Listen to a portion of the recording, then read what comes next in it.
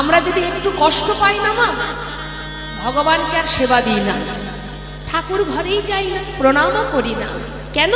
আমাকে কষ্ট দিয়েছে। ভগবান তো তাকেই কষ্ট দেন যাকে তিনি নিজের করে ভালোবাসেন। তার প্রমাণ দেব, ছোট্ট একটা প্রমাণ। আপনার বাড়ির সামনে যদি ছোট ছোট বাচ্চারা খেলা করে, মনে করুন তার মধ্যে আপনার বাচ্চাও আছে, আপনি খেলা দেখে এতটা খুশি হলেন, বাজার থেকে বা দোকান থেকে খাবার কিনলেন। খাবার কিনে কি শুধু নিজের বাচ্চাকে দেবেন না সবাইকে দেবেন? সবাইকে দেবেন, তাই না? গেল কিছু সময় পর দেখলেন যে তাদের মধ্যে মারামারি বেঁধে গেছে, একে অপরকে মারামারি করছে। যখন সেখানে আপনার ছেলেও মারামারি করছে, আপনি কি এতগুলো বাচ্চার মধ্যে সবার আগে আপনি কার হাত ধরবেন? কাকে শাসন করবেন? পাড়ার ছেলেকে না নিজের সন্তানকে? সবার আগে নিশ্চয়ই আপনি আপনার সন্তানের হাত ধরবেন এবং কি করবেন? প্রয়োজনে হয়তো একটা চড়ও মারবেন। বাচ্চা কিন্তু বসে বসে কাঁদবে, মা মেরেছে। আপনি কেন মেরেছেন? ভালোর জন্য, তাই না? আপনি মেরেছেন ভালোর জন্য, যাতে তুই এই ভুল আর কখনো না করিস। ঠিক তদ্রূপ ভগবান তাকেই আঘাত দেয় যাকে তিনি নিজের করে ভালোবাসে। জানতে অজান্তে আমাদের অনেক অপরাধ আছে। প্রতিটা মুহূর্ত যদি আমরা কষ্ট পাই, চোখের জল যত আপনি ফেলবেন, আপনার পাপ একটু একটু করে খণ্ডন হয়ে যাবে।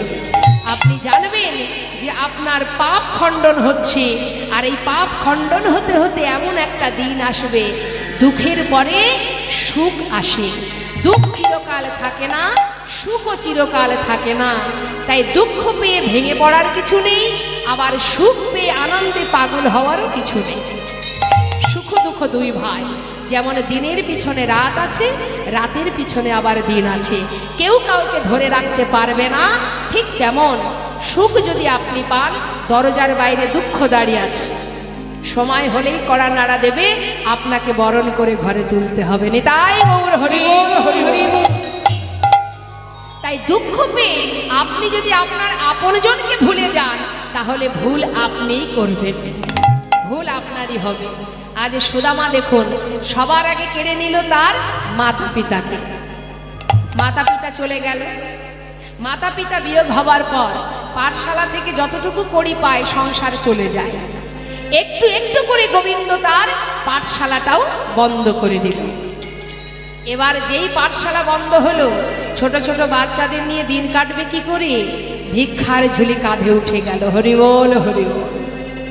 ভিক্ষার ঝুলি কাঁধে নিয়ে দাঁড়ে দাঁড়ে ভিক্ষা করে। ভিক্ষা যেদিন পায় সেদিন ভালোভাবে দিন কাটে, যেদিন পায় না সেদিন রাত্রে মুখে কৃষ্ণ কৃষ্ণ কৃষ্ণ বলতে বলতে রাত্রি অতিবাহিত। এইভাবে দিন যেতে যেতে পিতৃ সম্পদ বলতে যা কিছু ছিল মা, সব শেষ হয়ে গেল। অবশেষে সন্তান, স্ত্রী সবাইকে নিয়ে গাছতলা সার হলো। হরি বল হরি বল। গাছতলায় সার করে ওই গাছতলাতে যে সন্তানদের নিয়ে, স্ত্রীকে নিয়ে তিনি যে আছেন সুদামা, তার সন্তানদের পরনে একটা বসন নেই। স্ত্রীর অঙ্গে যে বসন, তার সমস্ত জায়গায় ছেঁড়া। দিন কাটে কোনো রকম। কিছুদিন পর একদিন তার স্ত্রী সুশীলা বলছে, স্বামী একটা কথা বলবো তোমার। শুনেছি তোমার বন্ধু নাকি রাজা, দ্বারকার রাজা, আবার এও শুনেছি সে নাকি ভগবান। স্বামী আমাদের জন্য কিছু চাও বা না চাও, যাও না, তোমার বন্ধু তো মস্ত বড় রাজা, তার কাছ থেকে সন্তানদের জন্য কিছু চেয়ে নিয়ে এসো। সুদামা বলছে, দেখো সুশীলা, যা বলেছো আর কখনো বলবে না, কারণ আজ আমি বিপদে পড়েছি বলে বন্ধুর কাছে হাত পাতব? আমি প্রতিজ্ঞাবদ্ধ, আমি ওর কাছে কোনোদিন কিচ্ছু চাইব না। স্বামী, যাকে তুমি এত ভালোবাসো, নিঃশ্বাসে প্রশ্বাসে যার নাম তুমি জপ করো, কৃষ্ণ ছাড়া তুমি আর কিছু জানো না, যাও না স্বামী, একবার তুমি তাকে দেখে এসো, তোমার মন চাই না তাকে দেখতে? সুশীলা, এটা তুমি আমার মনের কথা বললে, সত্যি আমার মন চায়, কিন্তু দেখো আমি হলাম দিনহীন কাঙাল। আমার মতো কাঙাল বন্ধু, এর কথা কি আর তার মনে আছে? স্বামী, একবার যেই দেখো না, একবার অন্তত তাকে দেখে এসো। এত ভালোবাসো যাকে, তাকে দেখলে অন্তত একটু তো শান্তি পাবে। যাও। কিন্তু সুশীলা, আমি খালি হাতে কি করে যাব বলো? এত বছর পর যে আমি যাব, শূন্য হাতে যাওয়া কি যায়? স্বামী, আমি যদি কোনো উপায় করে দিতে পারি, পারবে? যদি কিছু এনে দিতে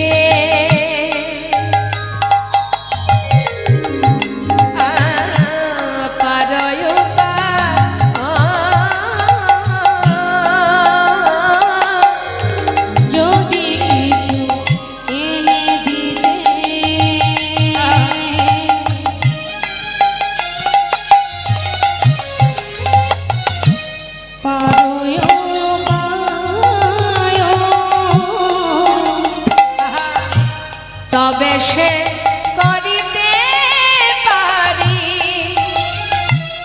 ওই দ্বারকায় গমন আমি। তবে সে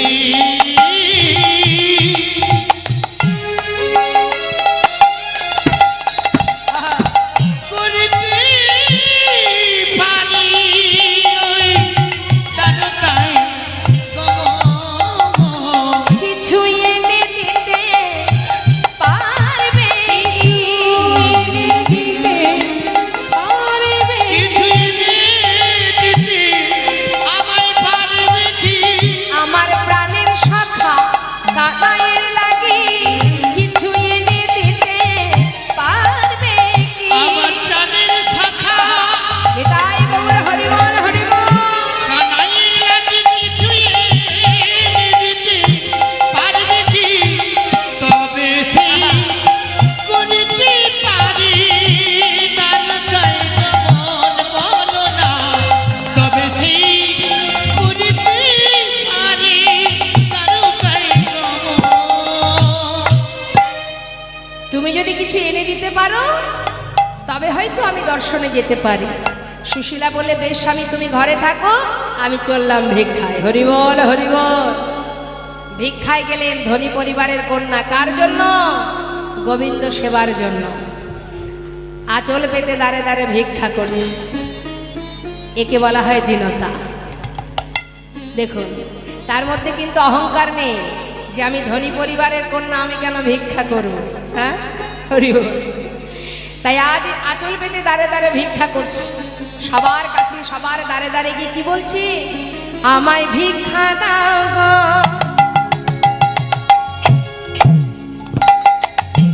নগরবাসী ভিক্ষা দাও আমায়, ভিক্ষা দাও গো, নগরবাসী ভিক্ষা দাও আমায়। তোমরা ভিক্ষা দাও গো,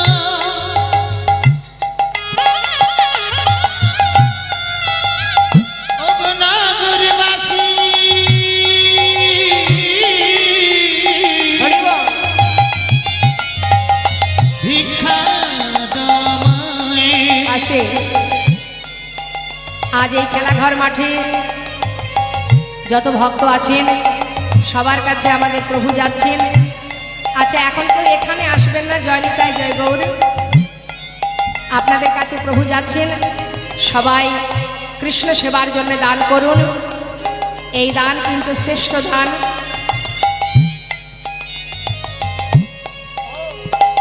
আস্তে। ভগবান বিশ্ব ব্রহ্মাণ্ডের মালিক, ষড়ৈশ্বর্য পূর্ণ ভগবান, কিন্তু তথাপিও ভক্তের ভিক্ষা বড় ভালোবাসে। ভক্ত যতটুকু দেন তাতেই আমার গোবিন্দ সন্তুষ্ট। তবে কৃপণতা করবেন না, আগেই বলে দিয়েছি। শুধু গাড়ি ভাড়াটুকু রেখে সবটুকু গোবিন্দের জন্য দিয়ে যাবেন। যতটুকু দেবেন তার দ্বিগুণ পেয়ে যাবেন। কেমন? কি সবাই দেবেন, বঞ্চিত করবেন না কিন্তু। যাচ্ছে আমাদের প্রভু সবার কাছে, সবাই মিলে প্রাণ ভরে গোবিন্দ সেবার জন্য দান করুন। জয়নেতাই তো যাচ্ছে ভিক্ষা করতে।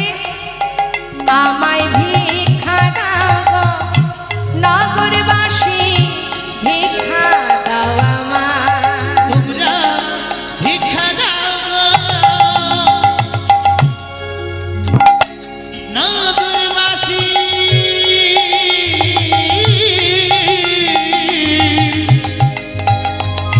ভিক্ষা দাও তোমরা ভিক্ষা দাও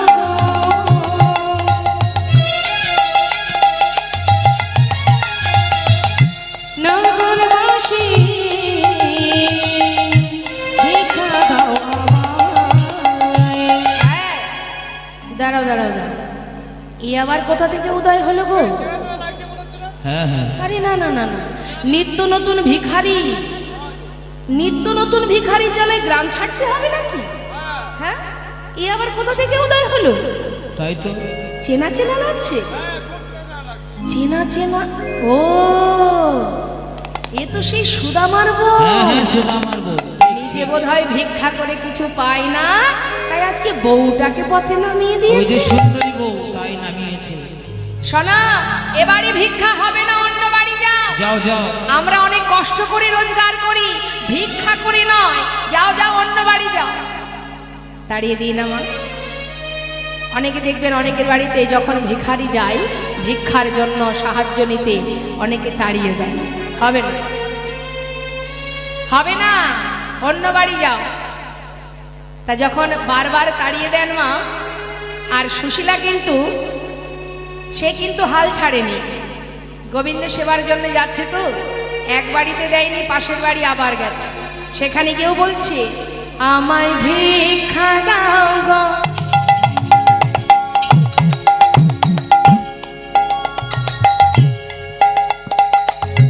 নগরবাসী, ভিক্ষা দাও আমায়। আমায় ভিক্ষা দাও গো নগরবাসী,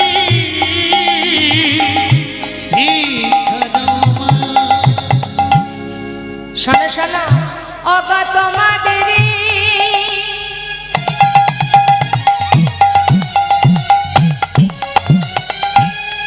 ভিক্ষারি দ্রব্য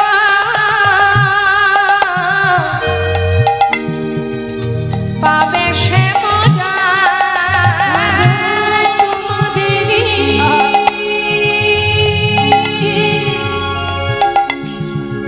ভিক্ষা পাবে সে মোরা। ভিক্ষা দাও আমায়। তোমরা গুণধ্বনি হৃদয় গৌর হরি বল হরি বল। ভিক্ষা দাও আমায় একবার, ভিক্ষা দাও আমায় একবার, ভিক্ষা দাও আমায়। যেই না বলেছে তোমাদের ভিক্ষার দ্রব্য পাবে শ্যামরাই, এ কথা শুনে যারা প্রকৃত শুদ্ধ ভক্ত তারা তাড়াতাড়ি করে কিছু শুকনো চিড়ে তার আঁচলে দিয়ে দেয়। আর ওই চিড়েগুলো নিয়ে ঘরে এসে তার অঙ্গের যে বসনমা তার থেকে কিছুটা ছিঁড়ে তার মধ্যে পুটুলি বেঁধে দিলেন। নেতায় গৌর হরি বল হরি। বললেন স্বামী, আজকের এই ভিক্ষা থেকে তুমিও খাবে না, আমিও খাবো না, সন্তানও খাবে না। দেখো, একটা দানাও কেউ খাবো না, পুরোটাই তুমি তোমার বন্ধুর জন্য নিয়ে যাও। যেদিন ভগবান কৃষ্ণচন্দ্র আমার, আচ্ছা এখানে আর কাউকে আসতে হবে না, ঠিক আছে যাও। যেদিন ভগবান কৃষ্ণ, মহাভারতের কথা বলছি মা, যখন হস্তিনাপুরে যান সেই সময় যুধিষ্ঠির, আহা, দুর্যোধন বলেছিল সখা এসো আমি তোমাকে রাজভোগ খাওয়াবো, নিজে হাতে সেবা দেব। তখন ভগবান বলেছিলেন যে আমাকে যদি খেতেই হয় আমি তো তোমার কাছে খাবো না, সেবাই যদি করতে হয় তাহলে আমি বিদুরের ঘরে সেবা করব। দাসীপুত্র বিদুরের ঘরে সেবা করেছিলেন মা। বিদুরের স্ত্রী একটা কলা সেবা দেবে, একটা গাছ, কলা গাছ যখন মাটিতে রোপণ করছে, মনে মনে বলছে যে এই গাছে যখন কলা হবে গোবিন্দ সেবাই দেব। আর আমরা যদি বাড়িতে একটা ফলের গাছ রোপণ করি, কি বলি? এই গাছে ফল হলে আমার ছেলে মেয়ে খাবে, জামাই খাবে, নাতিপুতি খাবে। হ্যাঁ, আমাদের ভাবনা চিন্তাটা দেখুন কেমন। সেই জন্যই তো আজ আমাদের এই অবস্থা। আমরা ভরসা করি আমাদের পরিবারকে, ছেলে মেয়ে, সংসার, এদেরকে আমরা বড় ভরসা করি। তার একটা দৃষ্টান্ত একটু দিই ছোট্ট করে, শুনুন কি বলছি। এক বাবা 3 ছেলে, মন দিয়ে শুনবেন। এই 3 ছেলেকে বাবা দিন রাত খেটে মানুষ করেছে। সবাই করে, আমরাও যেমন করি। এই জাগতিক দৃষ্টান্ত দিলে আমাদের বুঝতে সুবিধা হবে, এটাকে কিন্তু মন দিয়ে শুনতে হবে। তা মা, একজন হয়েছে মস্ত বড় ডাক্তার, একজন হয়েছে ব্যারিস্টার, একজন হয়েছে ইঞ্জিনিয়ার। আহা, বাবারও খুব গর্ব যে আমার 3 ছেলেকে মানুষের মতো মানুষ করেছি, আমার মতো সুখী আর কেহ নাই। কি গো মা, ছেলে মেয়েকে মানুষ করতে পারলে আমাদের গর্ব হয় না? হঠাৎ একদিন পথের মাঝখানে এক সাধুর সঙ্গে দেখা। সাধু বলে উঠলেন, কেমন আছো? খুব ভালো, খুব ভালো। আপনি কেমন আছেন সাধু বাবা? আমিও ভালো আছি। তখন সাধু বাবা বলছে, দেখো, জীবনের তো অনেক সময় পার হয়ে গেল, আর তো বেশি সময় নেই, এবার একটু তার চিন্তা করো। তার চিন্তা মানে? কার চিন্তা? কেন? যে তোমার আপনজন। আপনজন? আপনজন মানে তো আমার 3 ছেলে মেয়ে, 3 ছেলে, এরাই তো আমার আপন। এছাড়া আর আপন কোথায়? ওরাই তো আমার সব। আপনি জানেন না সাধু বাবা, ওরা যে আমাকে কত ভালোবাসে। আচ্ছা, খুব ভালোবাসে? খুবই ভালোবাসে। আচ্ছা, কেমন ভালোবাসে একটু বোঝাবে? নিশ্চয়ই, একদিন শুনুন তাহলে। আমার 3 ছেলে ঘরের কোণে বসে বসে বলা বলি করছে। বড় ছেলে বলছে, জানিস ভাই, বাবা তো আমাদের জন্য অনেক করেছে, তো আমি মনে মনে ঠিক করেছি আমার বাবা যেদিন আমাদের ছেড়ে চলে যাবে, মানে মারা যাবে, বাড়ির মধ্যে যে মিষ্টি আম গাছটা আছে, আম গাছ তো অনেক আছে, তার মধ্যে যে গাছের আম খুব মিষ্টি, ওই গাছটাই কেটে ফেলবো। ওই গাছটা দিয়েই আমার বাবার শেষ কৃত্যটা করব।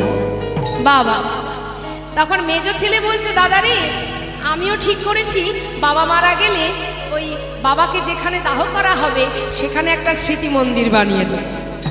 আর স্মৃতি মন্দিরটাতে যেমন তেমন পাথরে পড়বো না রে, বিদেশ থেকে দামি দামি মার্বেল পাথর নিয়ে আসবো, লাখ লাখ টাকা খরচ করব। বাবা তো কম করেনি আমাদের জন্য। বলুন তো মা, এমন কথা শুনলে মা বাবার গর্ব হবে কি না? আহা, আমরা কিভাবে অন্ধকারে ডুবে আছি দেখুন। এবার কি হলো? ছোট ছেলে। জানো সাধু বাবা, আমার ছোট ছেলে কি বলেছে? ছোট ছেলে বলেছে, বাবা মারা গেলে 7 গ্রামের মানুষকে ঢেড়া পিটিয়ে নিমন্ত্রণ করব, চিঠিপত্র দেব না, ফোনে নয়, ঢেড়া পিটিয়ে নিমন্ত্রণ। আর সেই 7 গ্রামের মানুষকে বাড়িতে খাওয়াবো। তাও কি খাওয়াবো জানো? এক এক জায়গার এক একটা বিখ্যাত খাবার থাকে না? যেমন কলকাতার বিখ্যাত কি? কলকাতার বিখ্যাত, বর্ধমানের বিখ্যাত কি? শক্তিগড়ের, কৃষ্ণনগরের, জয়নগরের, কলকাতার রসগোল্লা। আর বনগাঁর বিখ্যাত কি? তাহলে যেখানে যেটা বিখ্যাত আছে সেটা নিয়ে আসবো, 7 গ্রামের মানুষকে খাওয়াবো। নিতাই গৌর হরিবল হরিবল। কি আনন্দ, কি আনন্দ। সাধু বাবা বলছে, অতি উত্তম কথা, তোমার ছেলেরা তোমার জন্য এত কিছু করবে, কি ভাবা যায়? তা বলি, এই যে এক কাজ করো, হ্যাঁ, একটু পরীক্ষা করে দেখবে নাকি তোমার ছেলেরা যেগুলো বলেছে সেগুলো করে কিনা। মানে তুমি একবার মরে দেখো। কি হলো? মরে দেখা যায় না, মানে শোনো শোনো, আমার কাছে একটা ভেষজ বড়ি আছে, সেটা আমি তোমায় দেব, তুমি রাত্রে খাবার পরে খেয়ে নেবে, সকাল হলেই বুঝবে মজা কে তোমার জন্য কি করছে। বেশ সাধু বাবা, আমি তোমায় বলি শোনো, আমি ঠিক তুমি ভুল, তুমি দেখে নিও আমি যা বলেছি সেগুলো হয় কিনা। বেশ, তো তাহলে তো খুবই ভালো, দেখা যাক কি হয়। রাত্রে খাবার পরে খেয়েছি, মনে মনে চিন্তা করছে আমার সন্তানের জন্য এত করেছি, আর আমার সন্তানেরা আমার জন্য এইটুকু করবে না? নিশ্চয়ই করবে। রাত্রিবেলা সেই বড়িটা খেয়ে সকাল হলো মা। সকালবেলা 7টা বেজে গেল, 8টা বেজে গেল, 9টা বেজে গেল, বাবা দরজা খুলছে না। বড় ছেলে ডাকছে, বাবা বাবা ও বাবা, বাবা দরজা খোলো, কত বেলা হয়ে গেল, এত বেলা পর্যন্ত তুমি কোনোদিন ঘুমাও না, কি হলো দরজা খোলো। খুলছে না। 2 ছেলে গেছে, মানে 3 ছেলে একসঙ্গে ডাকছে, বাবা ও বাবা, বাবা দরজা খোলো, এত বেলা করে ঘুমাচ্ছ কেন, কিছু কি হয়ে গেল? না না, এই ভাই মনে হয় কিছু একটা হয়ে গেছে। হ্যাঁ চল তো, বয়স হয়েছে তো, সবাই মিলে জোর করে দরজা ভাঙ। যেই না দরজা ভেঙেছে, দেখছে বাবা শুয়ে আছে। কাছে গিয়ে ধাক্কা দিয়ে ডাকছে, বাবা ও বাবা, বাবা কি হয়েছে তোমার, কথা বলছো না কেন? বাবা বাবা,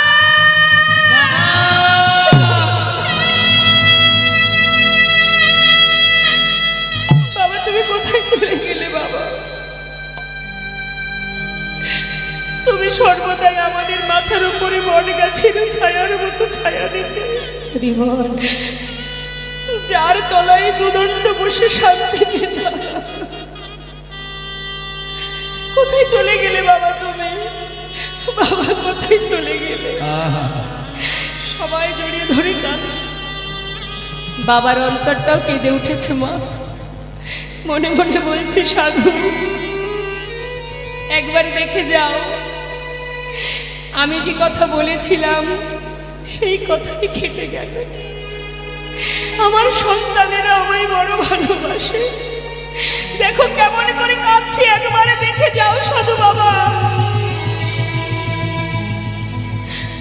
পাড়াপড়শি ছুটে এলো, সবাই মিলে এসে 3 ছেলের মাথায় হাত দিয়ে সান্ত্বনা দিয়ে বলছে, শান্ত হও, দেখো কেঁদো না, তোমার বাবার শেষকৃত্য করতে হবে। হঠাৎ বড় ছেলে বলছে, দাদা ভাই কান্না বন্ধ কর, কেঁদে আর কি হবে বল, সে তো আর আসবে না ফিরে, এখন আমাদের যে করণীয় সেটা করতে হবে। জানিস তো, আমি একদিন ভেবেছিলাম বাবার জন্য বাড়ির মিষ্টি আম গাছটা কাটবো। এখন আমি মনে মনে চিন্তা করলাম, আম গাছ দিয়ে বাবার শেষ কাজ করব সেটা ঠিক আছে, সে তো যে কোনো একটা আম গাছ দিলেই হয়। তার জন্য এই যে বাড়িতে ছোট ছোট বাচ্চা আছে, একটা মিষ্টি আমের জন্য পাড়ায় পাড়ায় ঘুরবে, তার থেকে মিষ্টি আম গাছটা থাক, যে আম গাছের আমগুলো খুব টক, ওই গাছটাই না হয় কেটে দেওয়া যায়। হরি বল হরি। বাবা কিন্তু শুয়ে আছে, মা অন্তরে সবই জানতে পারছে। মেজো ছেলে বলছে, দাদা আমি ভেবেছিলাম বাবার জন্য বিদেশ থেকে দামি দামি পাথর এনে স্মৃতি মন্দির বানিয়ে দেব। এখন চিন্তা করলাম লাখ লাখ টাকা খরচ করব, আমারও তো বাচ্চা কাচ্চা আছে, তাদের ভবিষ্যতে চিন্তা করতে হবে। স্মৃতি মন্দির বানাবো বলেছি যখন, সে বিদেশ থেকে পাথর এনে বানালেও স্মৃতি মন্দির, আবার যদি বাঁশ গাছের বেড়া তৈরি করে যদি ওপরে টালির ছাউনি বা কোনো বেড়া দিয়ে সুন্দর করে স্মৃতি মন্দির বানায়, সেটাও তো স্মৃতি মন্দির। হরি বল হরি। বাবা শুয়ে শুয়ে মনে মনে বলছে, ও সত্যি তো, যে কথা বলেছিলি বাবা, আজ আমি চলে গেছি ভেবে সব কথা ভুলে গেলি।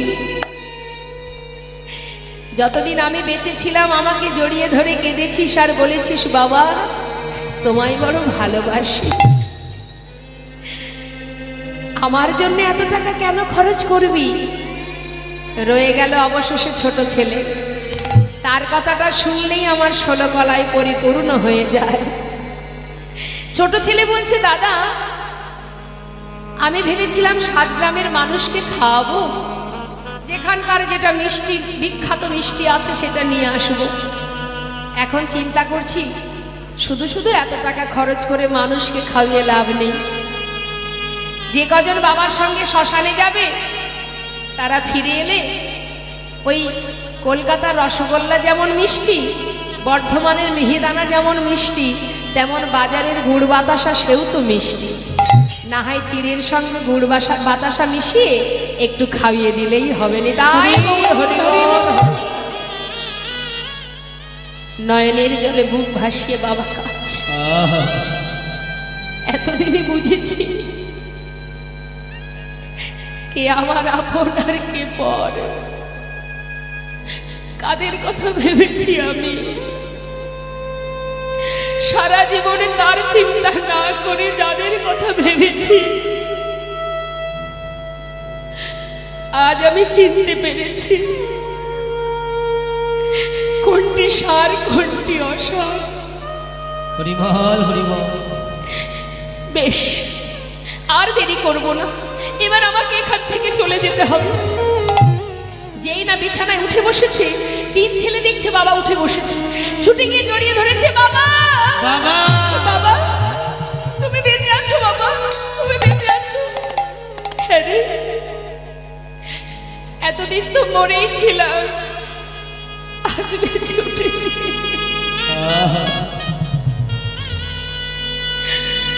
আজ বুঝেছি। আমার কথা ভাবিস না তোরা, চিন্তা করিস না। সর্বস্ব পরিত্যাগ করে ছুটতে ছুটতে যাচ্ছে, সাধুর কাছে গিয়ে চিৎকার করে বলছে, সাধু বাবা, সাধু বাবা, আমি ভুল করেছি, আমি সারা জীবন ভুল করেছি, তুমি আমায় বলে দাও আমি কেমন করে গোবিন্দ চরণ পাবো, কেমন ভাবে তার দেখা পাবো। আজ আমি বুঝেছি, আজ আমি বুঝেছি। কৃষ্ণ মন্ত্রে দীক্ষিত হয়ে ঘরের কোণে বসে বসে কাজ আর বলছে, হরি হে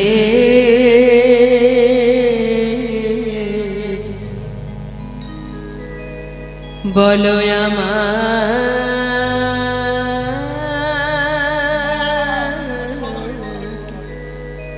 সেই দিন কবে হবে, তোমার আশার আশে অগ দয়াল আছি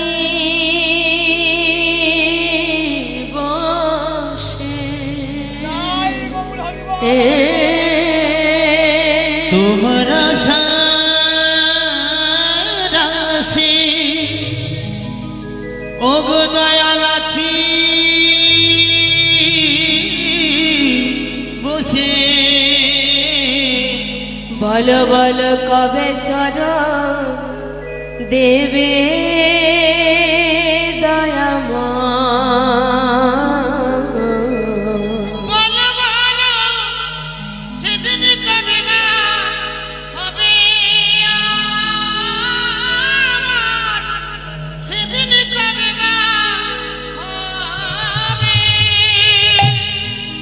ভবের মাঝে আসা যাওয়া, তোমায় ডাকা হলো না, যা বলব বলে এসেছিলাম, আমাদের বলা হলো না। এই ভবের মাঝে তোমায় ডাকা হলো না, আমি যা বলবো বলে এসেছিলাম, আমার বলা হলো না। তুমি পারে কর্তা, আমি শুনে বার্তা, তুমি পারে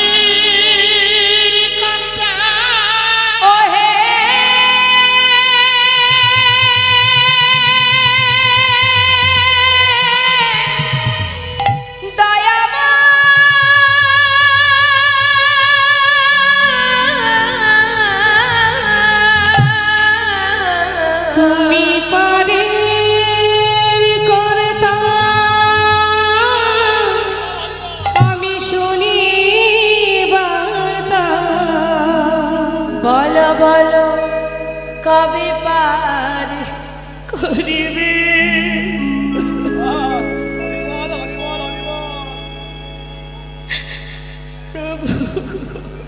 বলো বলো সেদিন কবে না হবে আমার, সেদিন কবে না হবে।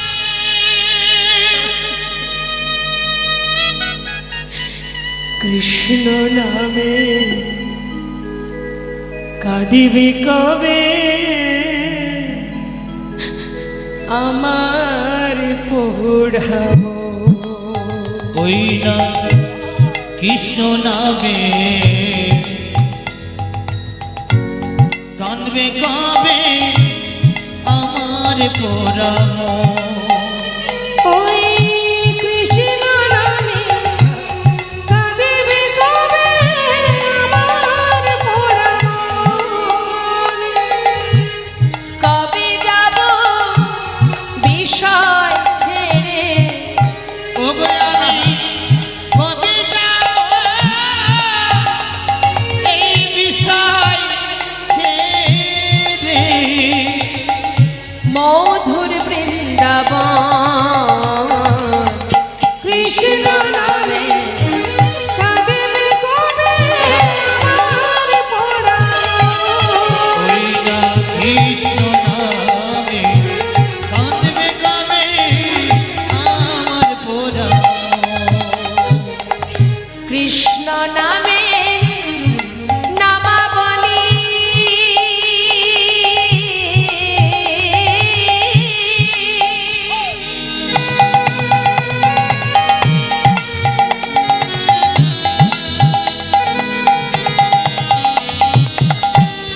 কৃষ্ণ নামে নামাবলী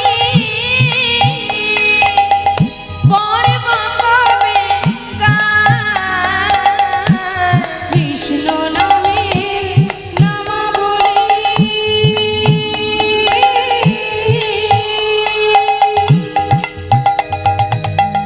পরব কবে গান।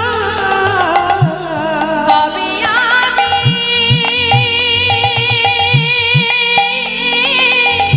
সকল ছেড়ে যাব মথুরা।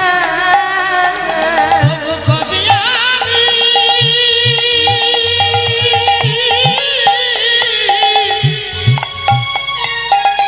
এই বিষয় ছেড়ে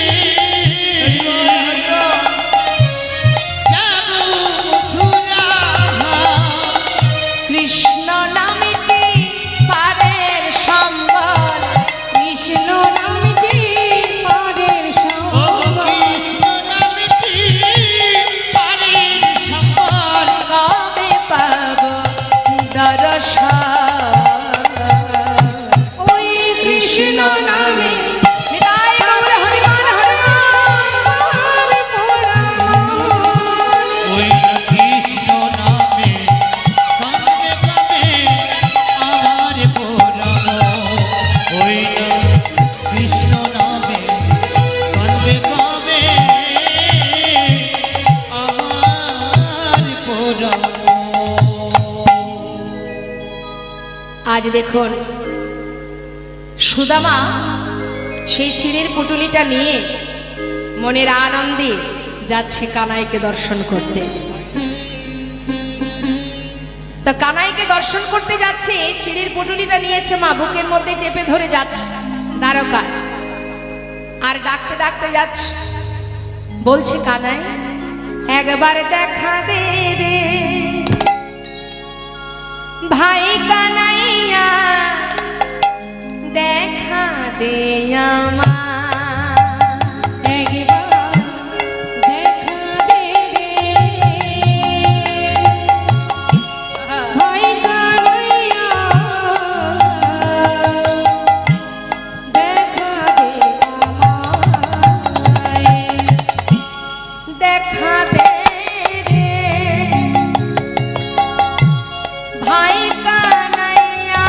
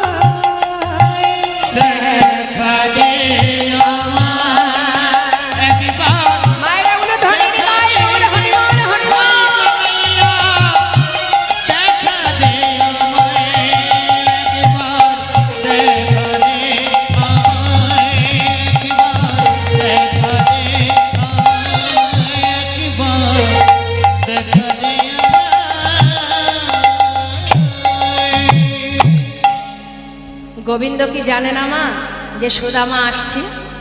রুক্মিণী পাশে বসে বলছে, স্বামী তোমার প্রিয় সখা বড় কাঙাল, বড় অসহায়, পথের মাঝে সে ছুটতে ছুটতে আসছে, এবার তো তুমি তাকে কৃপা করো। গোবিন্দ বললেন, রুক্মিণী অপেক্ষা করো, সময় না হলে আমি যেতে পারবো না। আমি কি জানি না সে যে বড় অসহায়? আসতে দাও রুক্মিণী, এত পথ যখন এসেছে অবশ্যই আমার দ্বারে এসে সে দাঁড়াবে। এদিকে সুদামা ধীরে ধীরে দ্বারে এসে দাঁড়িয়েছে। বিশাল রাজপ্রাসাদ দেখে মনে মনে ভাবছে, আমার বন্ধু এত বড় রাজ্যের রাজা।